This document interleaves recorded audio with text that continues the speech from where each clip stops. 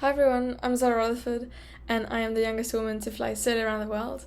I started flying when I was 15 years old, so about 5 years ago now, and 4 years after I started learning how to fly, I flew around the world. It was an amazing journey. It took me 5 months because I was stuck in Alaska for a month and I was stuck in Siberia for a month because it was so cold and the weather was so bad I had to wait.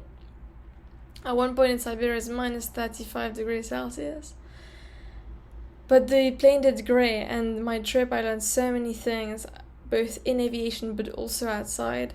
I got to fly over camels, I got to fly over an active volcano in Iceland, I got to fly over the ice cap in Greenland and the mountains in Taiwan, and it was just incredible. It was really, really special, and it was a journey I could not have done if I hadn't learned how to fly.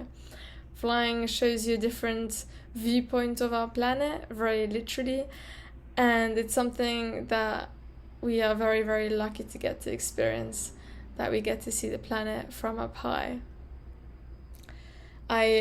Some of the highlights include flying straight over Central Park in New York City, and just getting to see all these amazing places like Alaska and Siberia. It was actually so cold that the ocean was frozen. In the beginning, I always assumed that it'd be impossible for me to fly around the world because I just thought it was impossible. It was too dangerous, too complicated, too expensive, and I wasn't sure how to begin doing something like that. And so I kind of forgot about it, and then I went to a local flying school when I was 15 to try and get my license, and then I did because I really enjoyed it. And it's only when I got to my last year of high school that I realized, with that attitude of, oh, I won't try flying around the world because it probably won't happen anyway. Well, it definitely won't happen.